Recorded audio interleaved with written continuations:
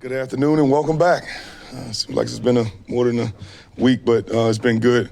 The game, of course, I just want to special shout out to Coach, man. I just thought last week was one of those situations to where you can react or you can respond, but I thought the way that he led us into the week, offensively, defensively, it not only helped us, what some people might say, get back on track, but get back to setting the standard. The expectations that have been placed on our players, they've really kind of been upset by more so the standard that they didn't meet the first game. So I thought we got back on track. I thought we played extremely well, offensively, defensively, special teams. Tremendous amount of respect how we played. The guys played without the football. Jahmyr Gibbs, St. Brown, Leaf, our entire offensive line. And then when the guys did get an opportunity to make plays, i.e. J-Mo, St. Brown, our playmakers, they made plays. You've been around Saint now for a while, obviously, but do you still even sometimes marvel at just his attention to detail, the route running, the chemistry between him and Jared when you go back and watch it on tape? Yeah, it's impressive. I think that you just hit a very, very important point, not just about him, but even about our team. I thought this was probably the most detailed we've been from an alignment, top of the route, tight end placement into the checkdowns. All those small details schematically work together, but you guys have watched him run some of these routes, and sometimes it's hard to tell, or a lot of times it's really hard to tell what route he's running because the stem looks the same, everything looks the same. You get to the top, it looks the same, and then he just does something a little bit. He deviates just a little bit to make it a different route. You guys have seen the route that he ran down in the end zone. You've seen him execute it. But just the detail, you think, oh, it's the same route, but it's not. It's really not the same route because for a receiver, for a tight end, for a back, a 3-yard route in the end zone versus it being at the 5-yard line or the 2-yard line or the 1-yard line, the timing between the quarterback and the receiver, it just has to be pristine, right? So that detail continues to get better. And it's not just him being a veteran, because just because you're a veteran, that doesn't make you a great player. It's the detail in which they go and practice with every day. When we are on special teams, a lot of teams are across the country are probably watching what's going on special teams. Well, him and Golf are working during that time. Golf and the receivers are working, the tight ends, the backs are working on these specialty routes to make sure our detail is where it should be. Assess the collection of talent in that secondary and what makes them so tough to beat?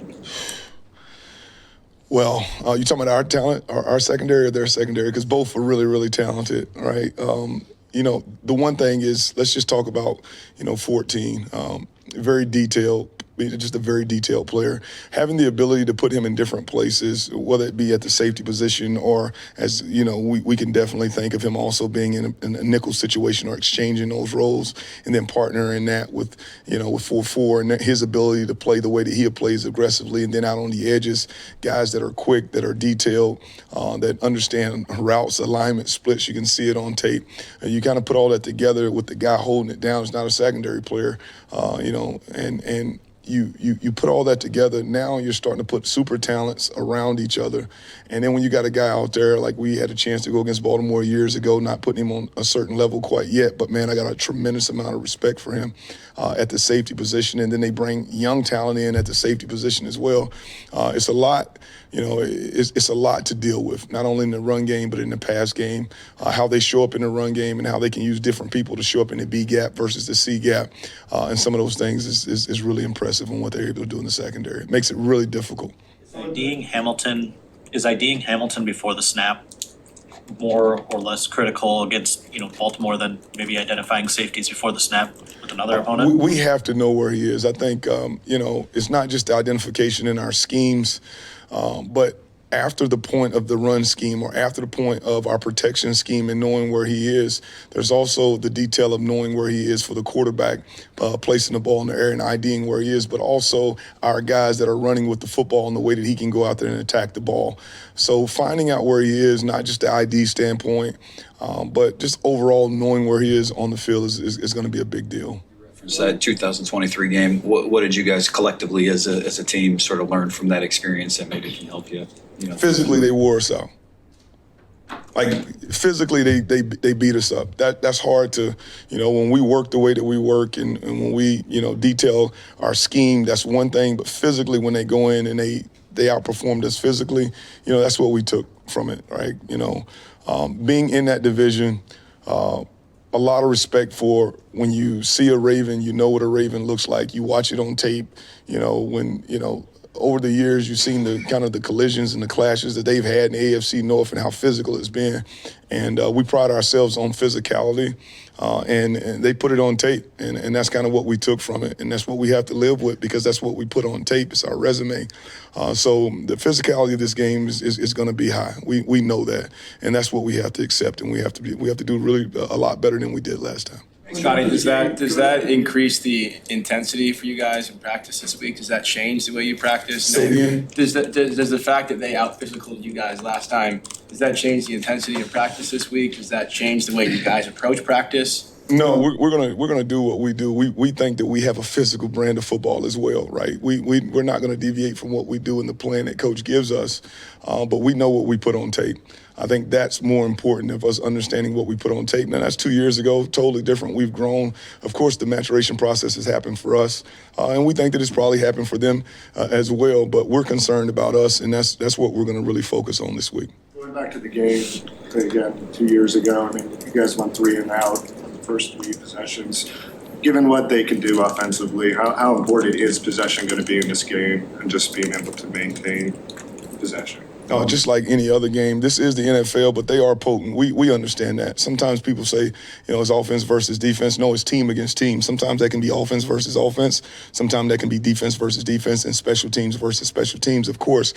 So we have to play with each other. We're not necessarily concerned about what they're doing to our defense. We're concerned about what they are doing to us, and we have to be prepared for that. But we do know, 3 and outs in the National Football League, they turn into points for people basically because of the field position flip that's going to happen on the 3 and out. So it's critical that we do extend drives. Coach has said it well, first downs lead to explosives, lead to touchdowns. That's kind of been our motto since I've been here.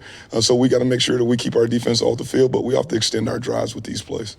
A huge chunk of the run damage against Chicago was perimeter based. How pleased were you with what your guys were able to do in the ground game? Yeah, they showed up. Think of a couple of plays. It was a very detailed play on the Jameer run down the right side where Leaf sealed the right safety, and Jameer was exactly where he was supposed to be in the run. We wanted him to put pressure on the corner there to make the corner make the play, and because he had to trust in Leaf to get his job done, you can just watch that path. It didn't deviate. A lot of times you see that same play ran from other people, and when the back comes off of the trap, you'll see just for a second, he'll kind of bow away from it to give the corner a little bit better leverage. But because he knew that the safety wasn't going to be in the play, and Leaf did a good job of sealing it, and then we were able to get done. That's one of the things I was talking about earlier about playing without the ball. And then the flip side of that, if you go back and you watch Jamo's play where he almost scored, where he scats back through, watch Jahmyr Gibbs and watch what he did on that play, playing without the football. So when you do that for, your teammate at the running back position, he turns around and does it for you. The perimeter is going to take care of itself. Now, those are the things that make teams stronger and more connected by being able to watch the tape and being an emphasis. Coach, big emphasis on Jahmyr on that play for Jamo, and then big emphasis the same thing that he did with Leaf coming to block support there. Guys, time for 2 more, please. I know he's not in your room, but what do you appreciate about Jacob Sailors and his story, perseverance getting here? Man, he's a Detroit Lion, right? Grit. You can be, people can the $100 bill deal that everybody talks about where you can ball a $100 bill up and you can move it in all these different hands and all these things happen, but somewhere in there, somebody's going to find the true value in it. You just have to continue to show up. But he's showing up on special teams. He showed up in the preseason in the backfield. He has grit written all over him. I'm happy for him. You can just see it when he hits the field. He loves to play the game, but it's not just that he loves to play the game. He appreciates the opportunity, and I think that's what caught everybody's eye about him. Can you just take us through what's going on in your mind when you saw Isaac make another one-handed catch like that? That was. I got to give him credit. That was spectacular. I just didn't know. People say he has great hands, right? I don't necessarily know that he has great hands. I haven't seen his left hand yet, I know that he has a great hand or, a great glove or something, but probably two of the more impressive catches, man, that I've seen. I just got to get him to get his left shoulder through a little bit more, use the other hand, and then, bring the ball to the official maybe a little bit quicker. Man, spectacular catch. And these opportunities, these tests, first week, he's sick, he's out. He gets in a couple plays, he makes plays. Next week, he plays a little bit more, makes another play. So he just got to stay on the same trajectory and understand that, really nobody cares about last week. It's only the next opportunity that you get that's most important. So love where he's at. Hopefully we can keep him going. And then we want to see that other hand too, because I think, if both of those hands together would probably be better than just one. Last one for Will. Scottie, we saw you giving J-Mo some grief for not scoring on his long catch and run. Were you surprised, as all of us were, that he didn't house that ball at the end? Oh. You got to see everything. Wow. Yeah, that was a personal moment. I guess it turned. I thought he was fast. Yeah, no, I gave him a hard time. Just we understand it. Right, you get these opportunities, and especially when they're explosive, but then when they turn from explosives to touchdowns, they become really memorable. You score that ball, it's a big deal. But I thought actually going back and looking at the tape, he did a pretty good job. Would like to increase his ball security there, get the ball above his waistline and punch his chin a little bit there, and the guys were running for him. What I don't do is when guys get the ball in their hands and they're down the field, they're National Football League players. I'm a coach. I can coach them to the point of catching the ball and then catching it well, they're all that stuff. But open field running and those type of things, man, that is genetic, man. That is God-given. So we'd like to see him score. I thought he did a good job, but I did give him a hard time. Like I said, I thought he was fast. And then later, I don't know if you know this, later when he scored the post and he's like 8 yards behind everybody, I was like, you're right. I knew you were fast. So that was the second part of it. Good afternoon. Brief opening statement. Great to get a win this past weekend. More importantly, great to bounce back after a difficult loss in week one.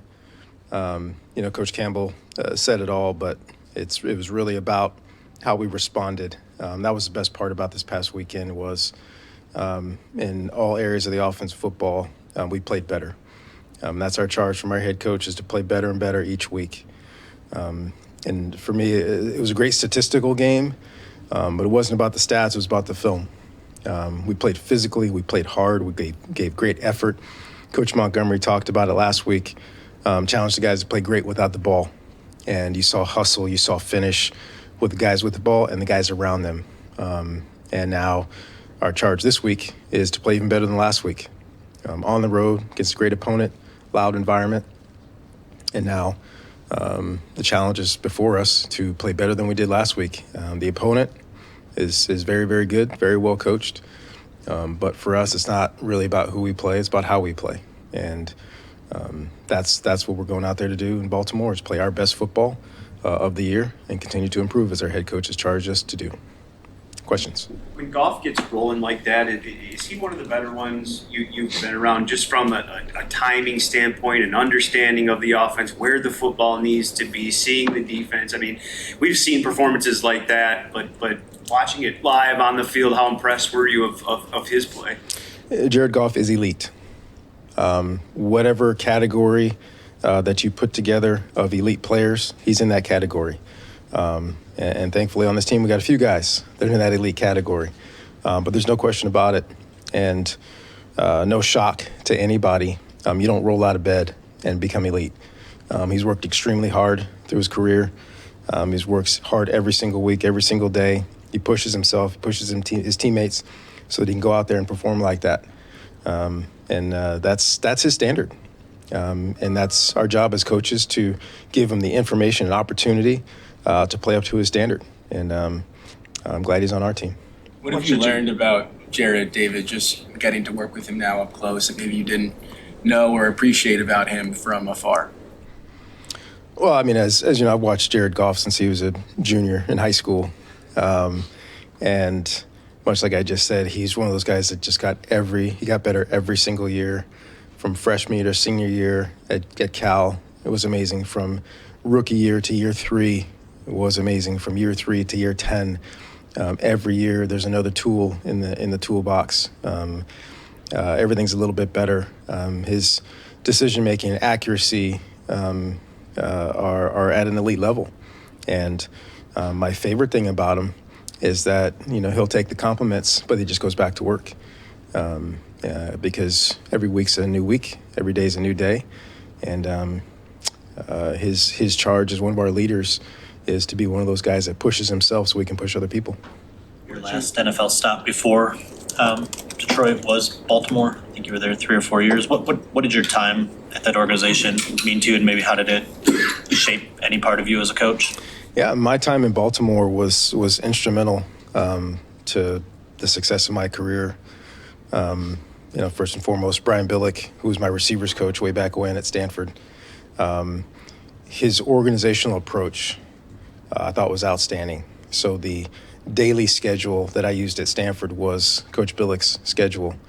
Hall of Famer Ozzie Newsome, his approach to personnel was the approach that we took at Stanford to identifying the caliber of person and player that we were looking for. And I have that same feeling here. The standard that's been set organizationally for who we're looking for, both how they're going to play and how they're going to be in our meeting rooms and in our building and in the community, is a high standard. And so that my time at Baltimore was very instrumental to where I'm in my career right now. Did you get to know John Harbaugh at all, just through your years of working with Jim? Actually, I met John before I ever met Jim.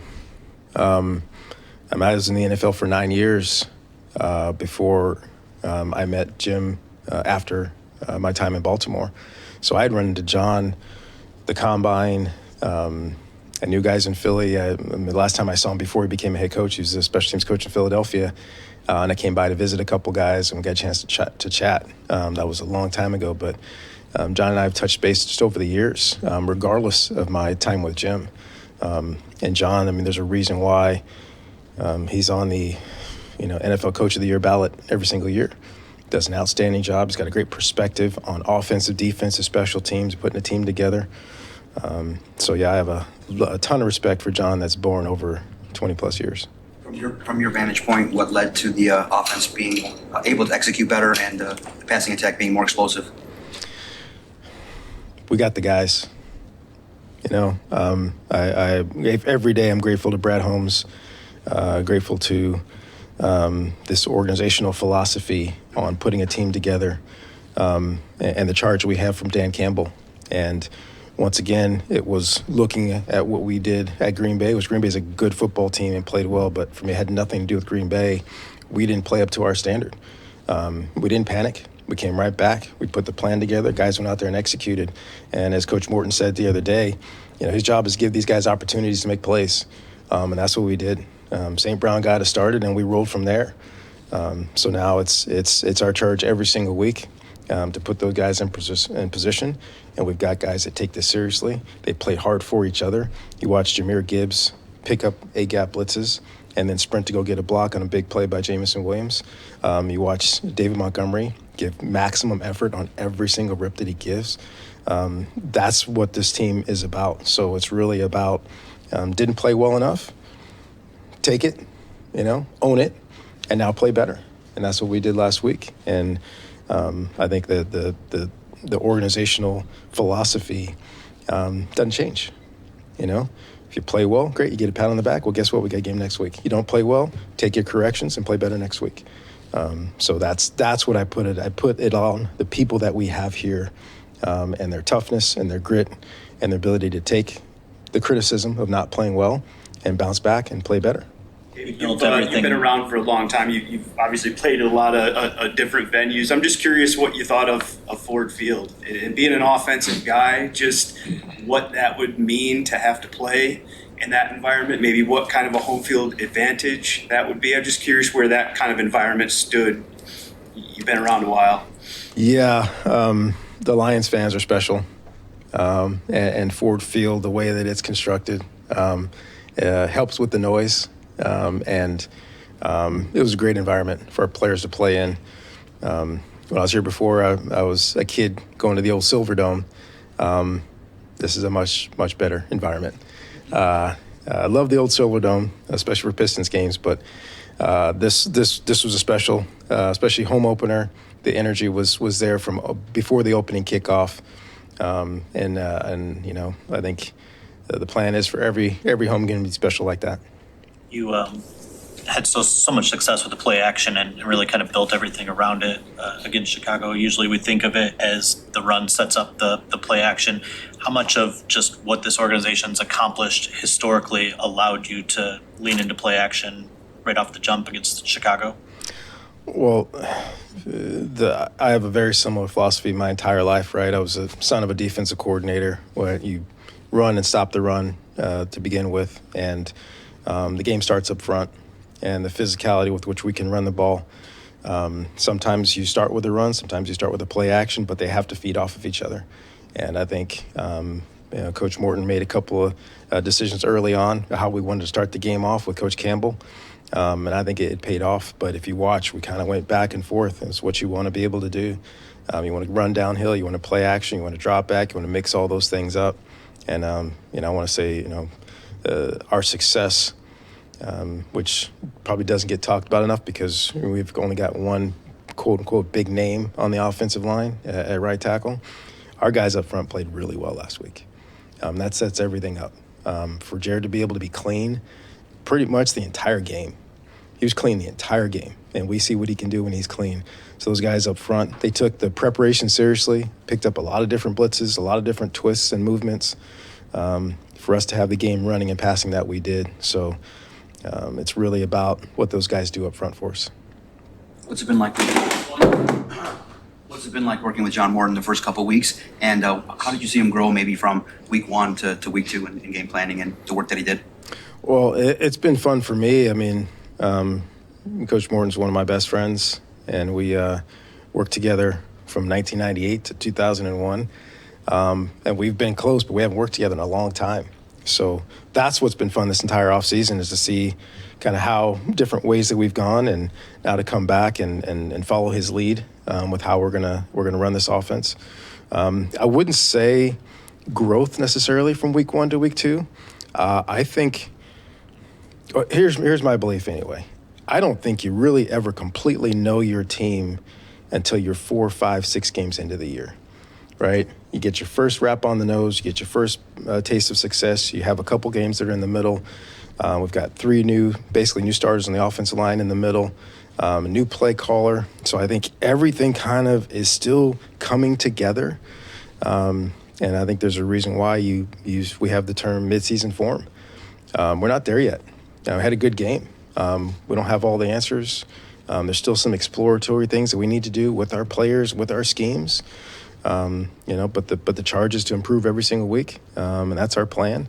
So I think Johnny's going to stay the course with the Coach Dan has put in front of us, and continue to put our guys in position to make plays.